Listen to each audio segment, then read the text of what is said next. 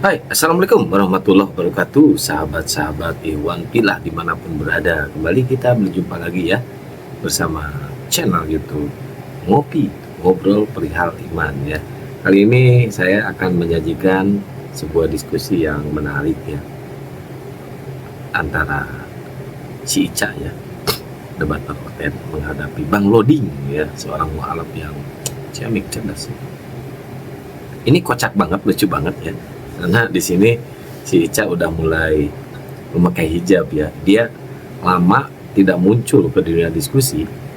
Sekalinya muncul dia memakai hijab, guys. Memakai kerudung ya. Nah, ini tanda-tanda juga ya buat kalian teman-teman Kristen, jangan sampai terguncang ya kalau misalkan si Ica ini malah berbalik ya, masuk Islam ya. Gara-gara apa? Gara-gara si Firman, guys. Serius, gara-gara si Firman. Ini juga ya, perdiskusian membahas tentang si Firman ini ya. Kenapa sih Firman ini jadi masalah ya? Harusnya jangan jadi masalah ya. Oke, kita langsung lanjut gas ya ke perdiskusiannya. Tapi jangan lupa bantu di like, comment, subscribe, dan di share ya, biar channel Ngopi ini, Ngobrol Perihal Iman ini dapat rekomendasi dari pihak YouTube ya, yang kita hormati. Oke, buat saudara-saudaraku sekaliannya, selamat. Banyak adalah firman. Firman itu pertama kali ada. Firman itu bersama-sama dengan Firman itu apa? Firman itu adalah logosnya Allah. Itu di Kejadian 1 ayat itu berbicara tentang awal penciptaan. Kita bisa mengetahui firman itu apa. Logos menjadi manusia, berarti manusia itu Tuhan. Itulah di Yohanes 1 ayat 1 dikatakan pada Kecil, mulanya suara adalah firman. Firman itu bersama-sama dengan Allah dan firman itu adalah Ya, firman Allah. itu apa? Firman itu apa? Apa firman itu? Logosnya Allah. Ya, apa itu logos? Pikiran, kehendak, keinginan Allah. Makanya Di mana datanya? Kalau saya buktikan bahwa firman itu adalah perkataan, dia bagaimana? kemudian kamu coba buka di Kejadian 1 ya, itu kita bisa mengetahui firman itu apa gitu loh. Firman, kalau saya bisa buktikan bahwa firman itu adalah perkataan, bagaimana? Ica mengatakan firman itu adalah logos. Ya? Ya, oke. Logos itu apa menurut Ica? Kehendak, keinginan. Di mana datanya? Logos itu adalah kehendak, keinginan. Kalau saya buka berlandaskan data bahwa firman itu adalah perkataan, logos itu adalah perkataan, bagaimana? Ya, saya buka ya.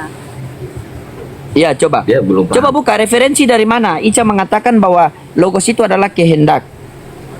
Dia asbun aja, asal Pada bunyi. mulanya Allah menciptakan langit dan bumi. Bumi belum berbentuk dan kosong. Gelap gulita meliputi samudra semesta. Dan roh Allah melayang-layang di atas permukaan air. Jadi ke situ. Berfirmanlah Allah, jadilah terang, maka terang itu jadi. Itu berbicara tentang perkataan, ya. Iya, firman itu apa? Firman itu apa? Aduh, Kamu tahu. bagaimana Ica ini? Nah, berfirmanlah Allah, jadilah terang, maka terang itu pun jadi. Allah melihat bahwa terang itu baik dan ia memisahkan terang itu dari gelap. Apakah itu bukan pikiran Allah? Keinginan Allah untuk memisahkan air dari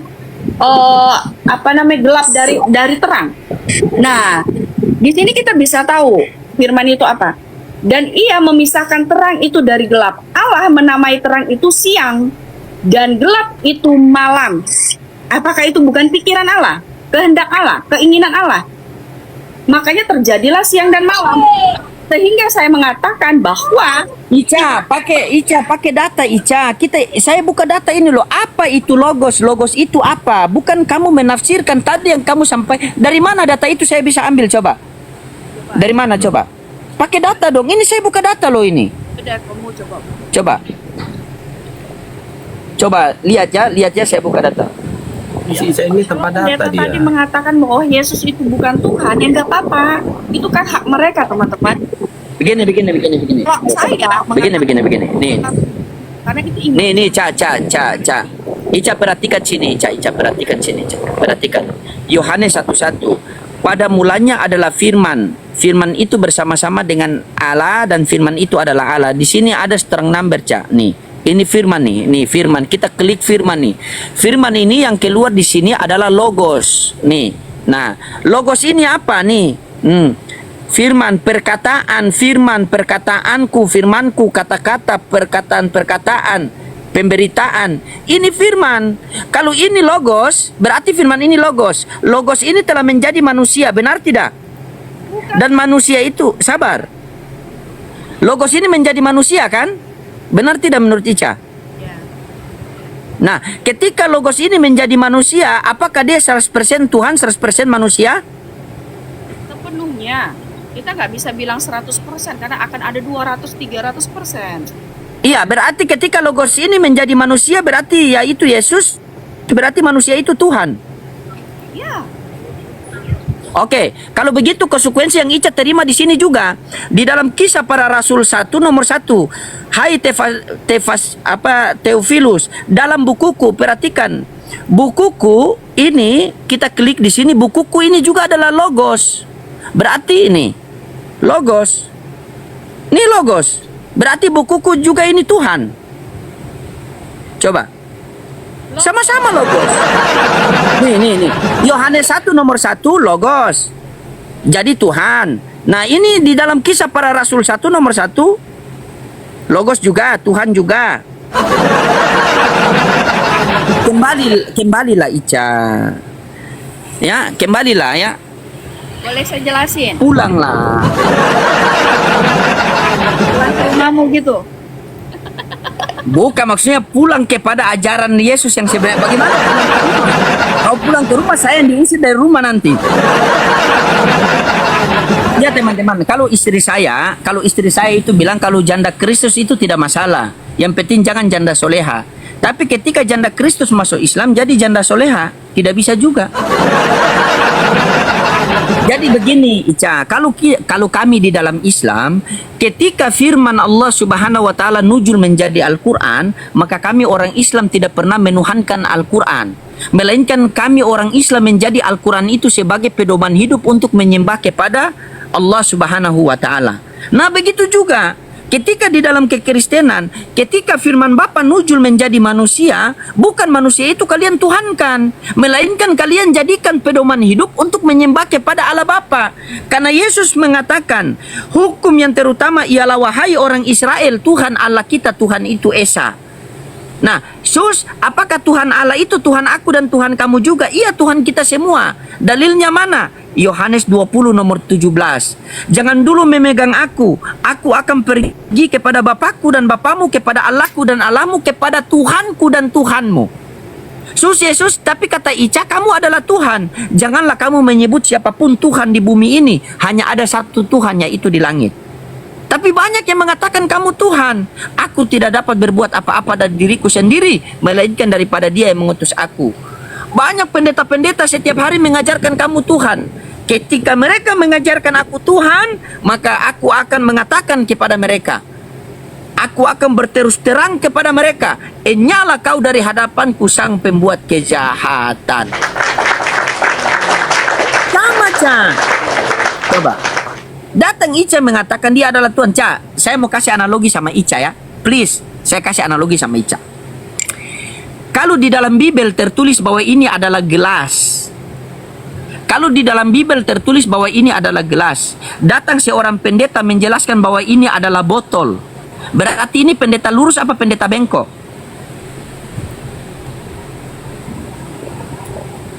Ya, bisa ngomong. Ayo, pendeta apa coba?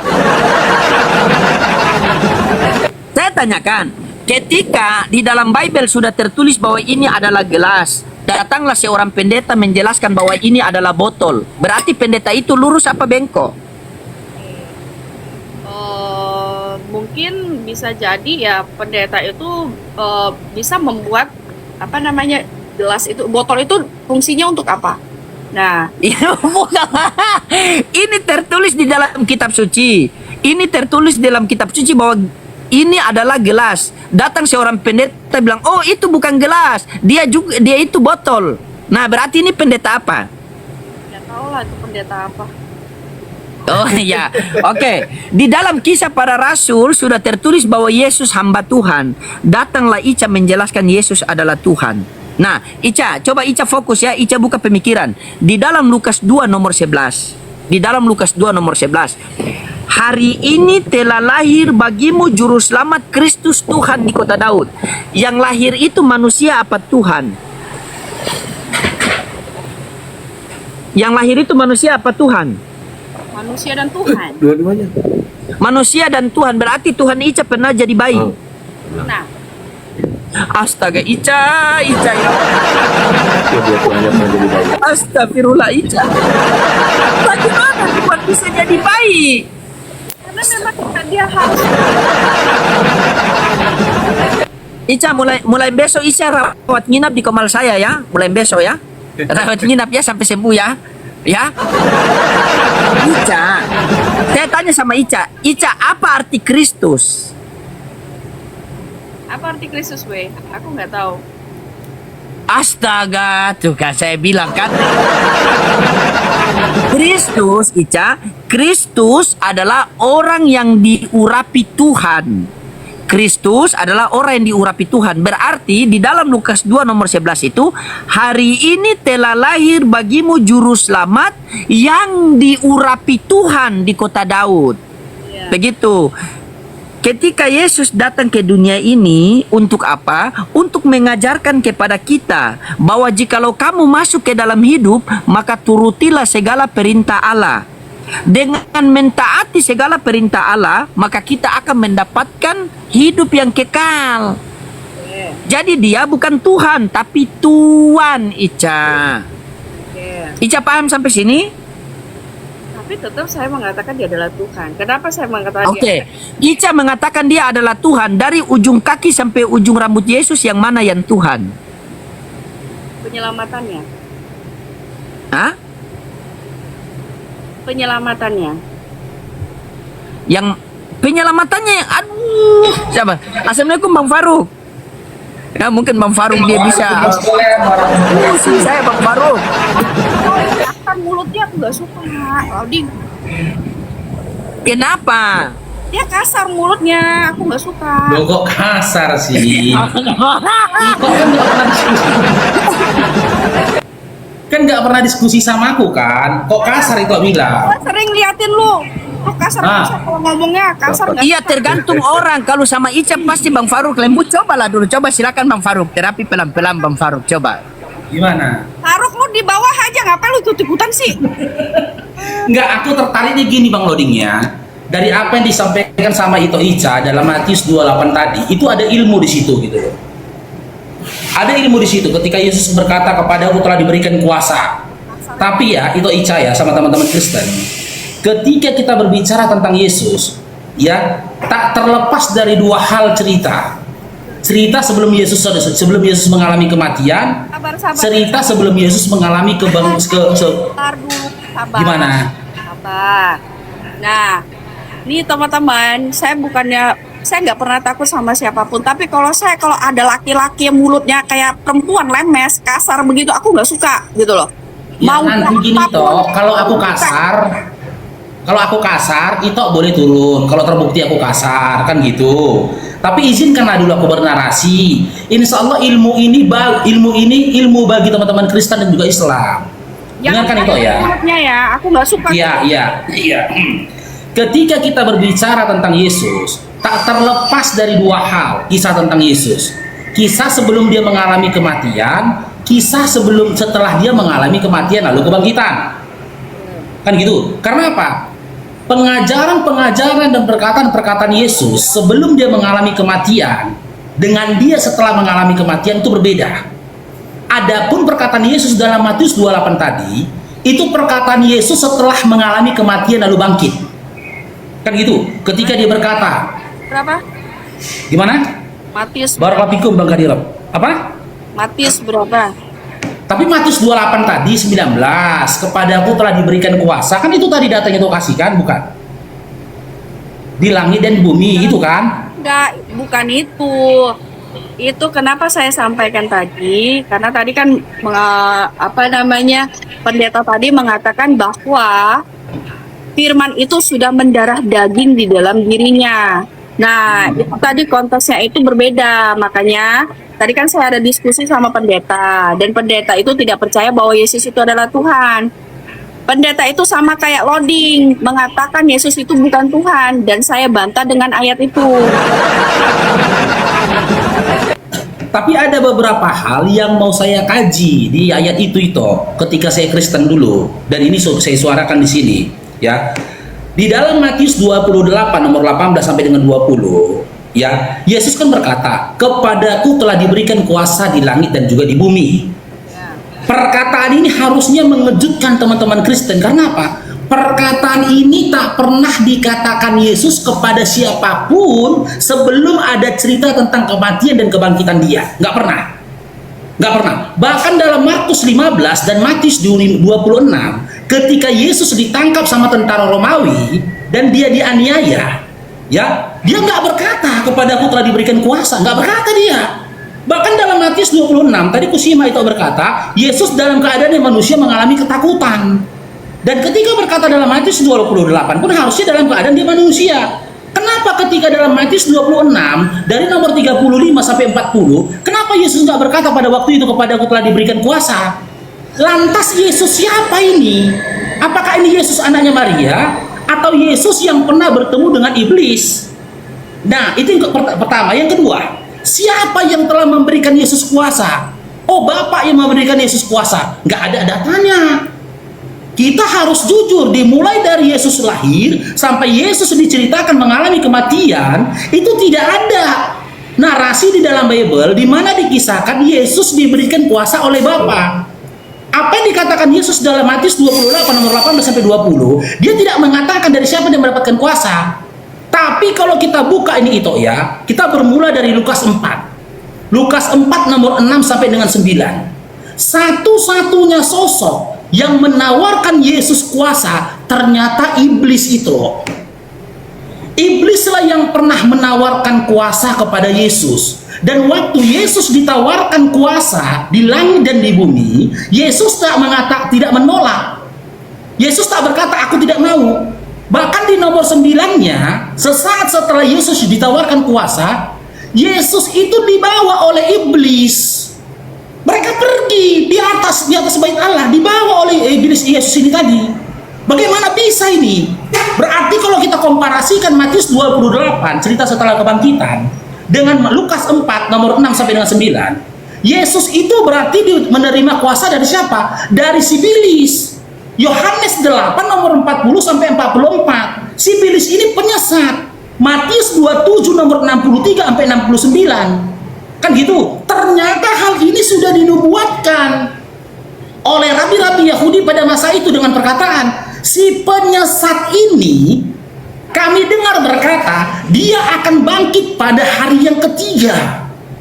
Si penyesat ini akan bangkit pada hari ketiga. Maka Pontius Pilatus mengutus tentaranya untuk menjaga kuburan Yesus, agar dia si yang mati ini tidak menjadikan penyesatan untuk kedua kalinya, agar dia tidak membuat kesesatan yang kedua kalinya, di mana kesesatan yang kedua kali itu lebih parah. Kalaulah memang apa yang saya sampaikan ini itu Yesus itu menerima kuasa dari iblis berdasarkan Lukas 4 nomor 6 sampai 9. Tolong itu kasih satu datanya di dalam Bible di mana Bapa pernah menawarkan atau memberikan kuasa kepada Yesus. Di mana itu? Silakan. Kecil suara.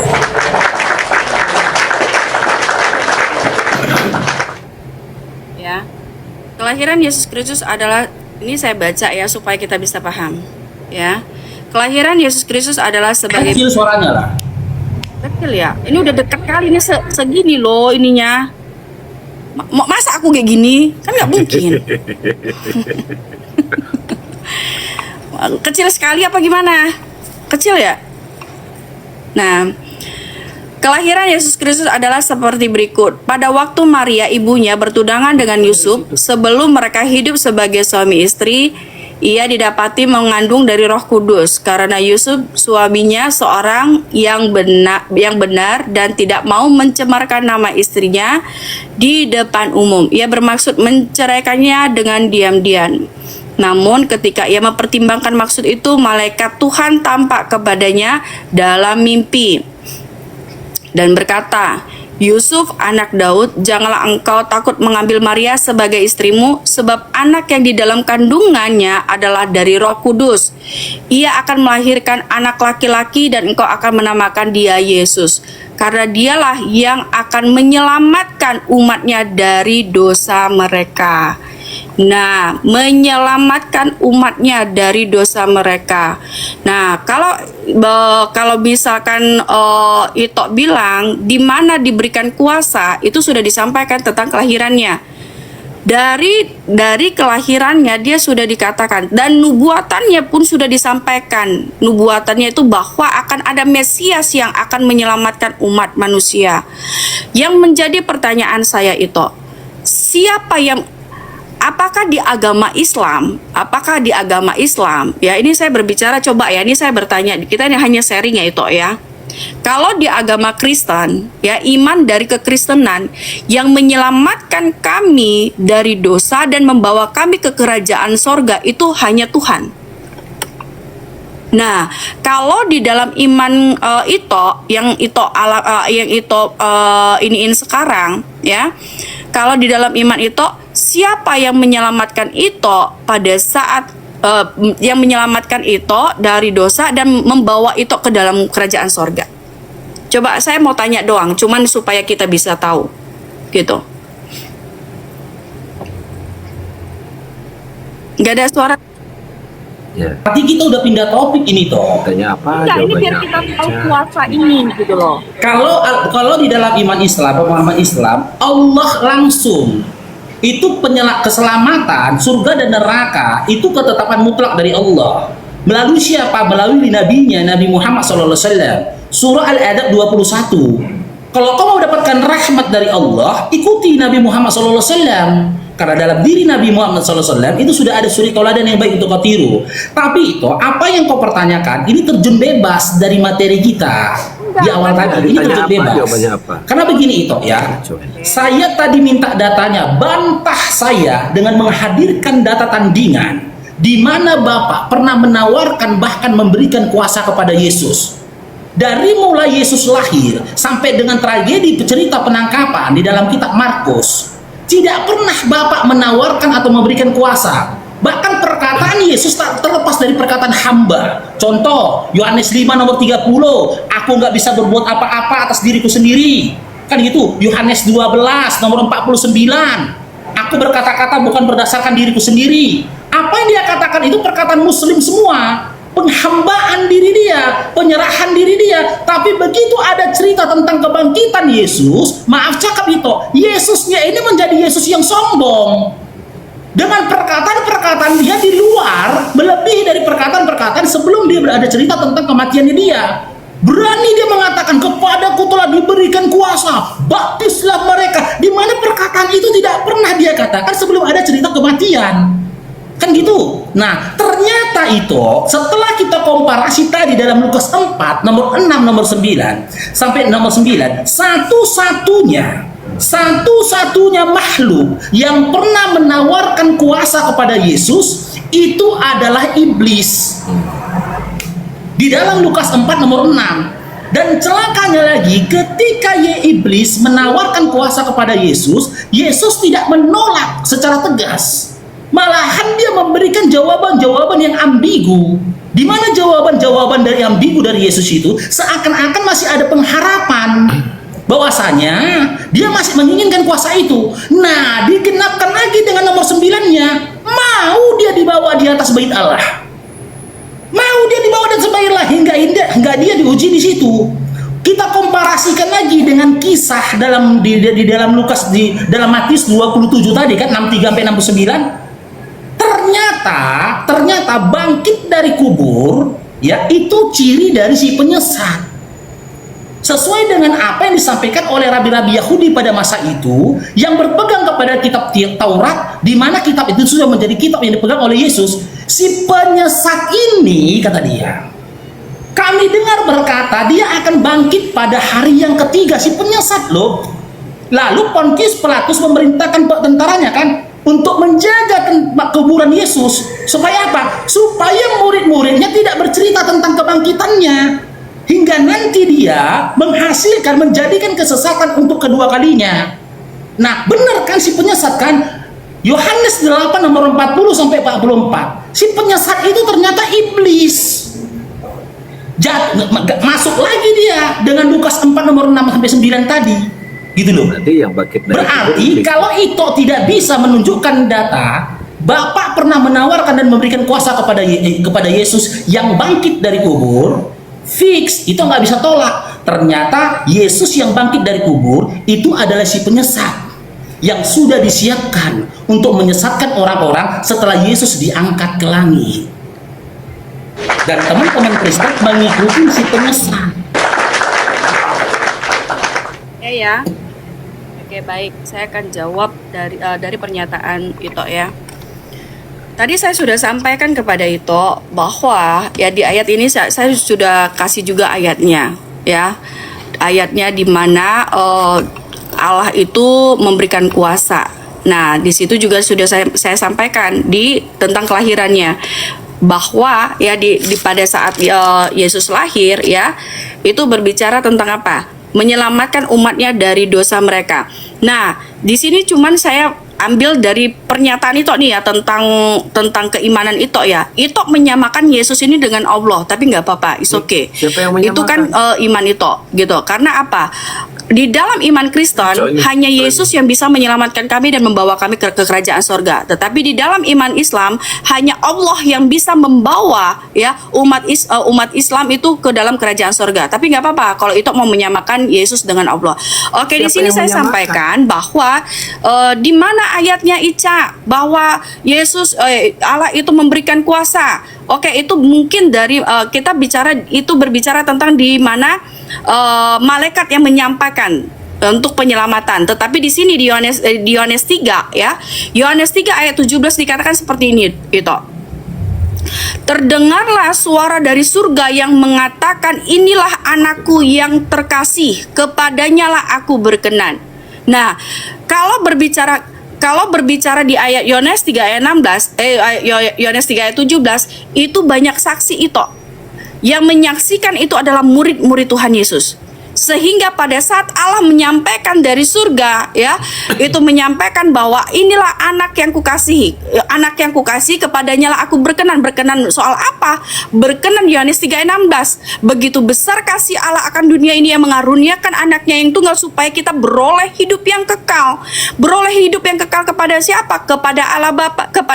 Beroleh hidup kekal di surga.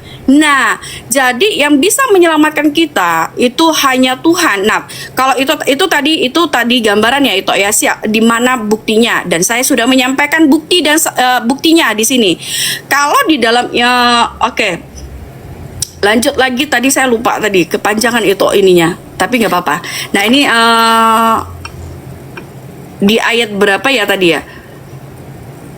Oke, di situ dulu lah gitu. Nah, saya sudah memberitahukan ya. Oh ya, ada satu. Saya ingat, sorry. Itu mengatakan bahwa iblislah yang memberikan memberikan kuasa memberikan kuasa. Iblislah yang menyodorkan, apa ya kata menyodorkan itu apa ya? Menyodorkan itu apa kata itu? Maaf. Bisa ngasih kekuasaan. Bisa kasih saya ini dong clue. Menyodorkan itu apa? Menawarkan. Oke, maaf ya. Terima kasih udah bantu saya. Nah, hanya iblislah yang menawarkan Yesus Kristus untuk apa? Untuk tentang dunia ini. Lah, itu berbicara tentang apa? Hubungan yang terlarang itu untuk kekuasaan. Gitu loh. Ya. Akan kuberikan dunia ini. Itu berbicara tentang apa? Tentang keduniawian. Ibarat contohnya apa? Sama seperti begini. Ya.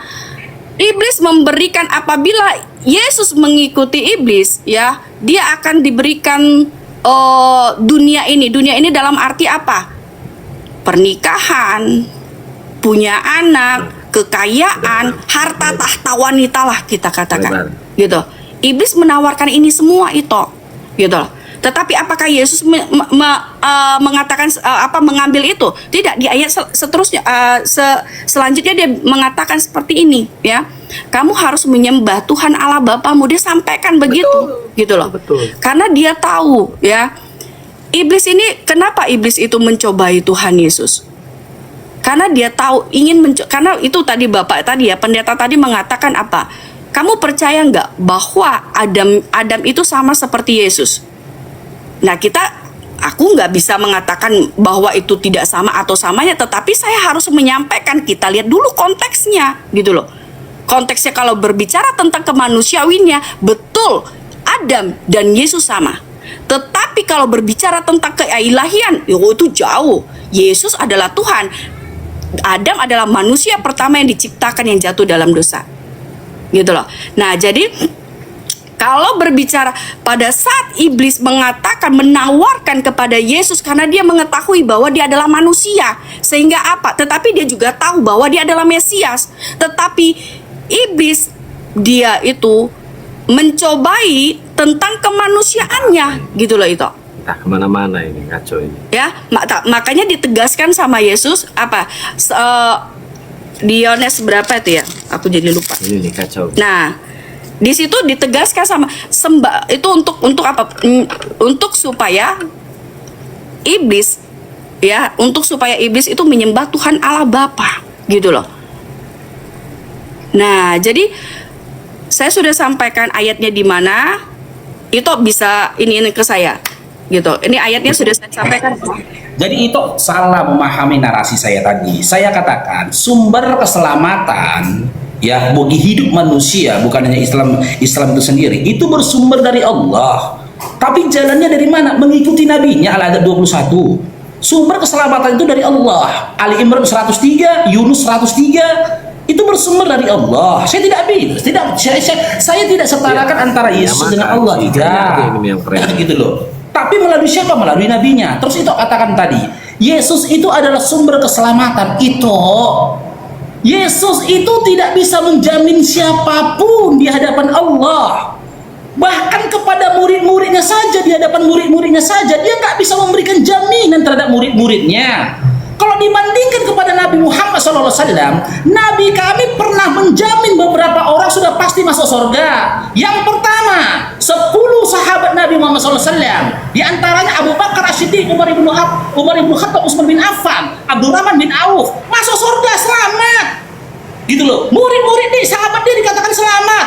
Bahkan yang kedua, Ahlul Badar, para veteran Badar, itu sudah dipastikan masuk surga. Lisan Nabi kami sendiri yang mengatakannya. Tapi ketika Yesus kita tanya, Yesus, bisakah kamu menjamin keselamatan, menyediakan surga untuk murid-muridmu Yesus? Yesus menjawab dalam Matius 20 nomor 23, cawanku memang akan kamu minum, tetapi hal duduk di sebelah kananku atau di sebelah kiriku, aku tidak akan berhak memberikannya.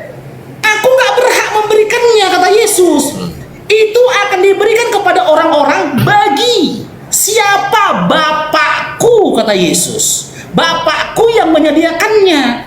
Gak berhak aku memberikannya. Ini itu, kalau itu baca historikalnya di ayat sebelumnya, murid ini loh itu, murid yang minta jaminan pada Yesus. Tapi jawaban Yesus, gak berhak aku memberikannya, kata Yesus. Lah maaf cakap itu, kalian Kristen siapa?